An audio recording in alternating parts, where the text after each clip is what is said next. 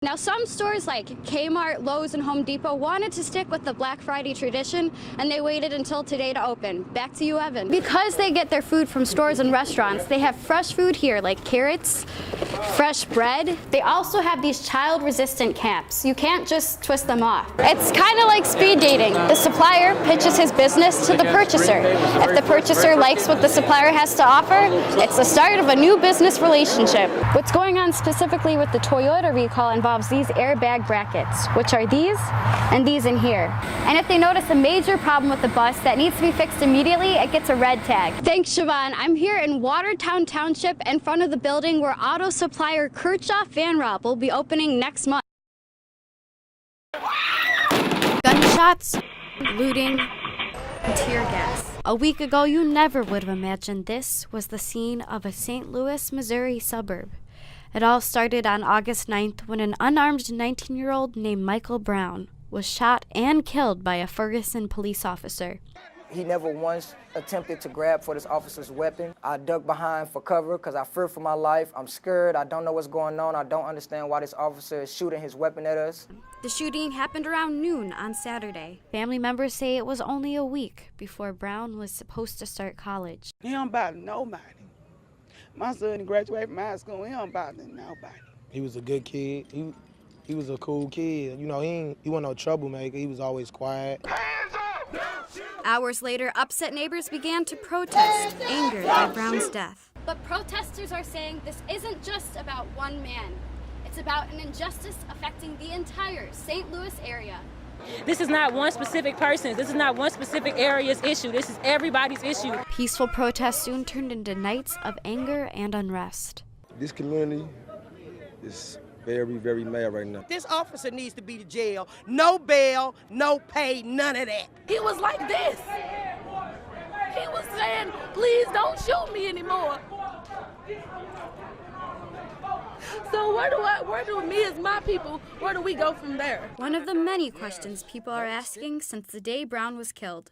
Amanda Gilbert, News Channel 5. She's got a camera. These 4 exchange students are from Germany and Japan, and it's their first Black Friday ever. We woke up at 4 o'clock and then left the house like 5 or 5:30. Yeah, 5:30. So it's been a long day. When they arrived at their first store, there was such a big line. It was, wow. But the line of shoppers was actually smaller this year than in the past, because for the first time, doors opened Thanksgiving night. You know, yesterday the turnout was amazing. We were pretty packed in here. And the change meant more business for stores across the country. Sales were just spread out instead of at one specific time. But many shoppers aren't happy the Black Friday morning rush may be ending. Kind of feel like it takes away from people spending time with their families on Thanksgiving. I think it's kind of weird because it's called Black Friday. Wouldn't you think it would be on Friday?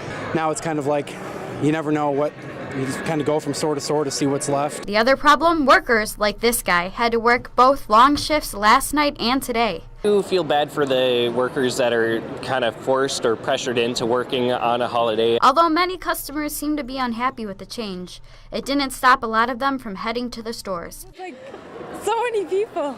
Amanda Gilbert, 6 News. A volley of gunshots rang out in Jackson today, remembering World War II veteran Fred Bailu, a man that inspired generations. He made a big mark on a lot of people. He saved a lot of lives. I wouldn't be in the military today if it wasn't for my grandfather. A grandfather and hero that must not be forgotten for his service years ago. He volunteered to do one of the toughest, most scary things you can think of. A paratrooper doesn't jump out of an airplane. He jumps out of an airplane behind enemy lines, and nobody's coming to help you. But helping people was what Fred did best. As we grew up, everything he did, he never turned nobody down. He was nice to everybody. His family says Fred would want all World War II veterans to be remembered. Yeah, we didn't just lose my dad today. We're losing a lot of heroes. The World War II generation just did amazing things. It was literally a conflict that encompassed the entire globe, and it shaped and changed every country on the planet. Fred was awarded 2 Silver Stars and 2 Bronze Stars, but his family was his real prize. My hero to us was Dad.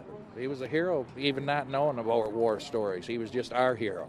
Fred was 91 when he died, but like this tribute in his honor, Go right that way. the hero stories and legacy will live for many years to come. Amanda Gilbert, 6 News.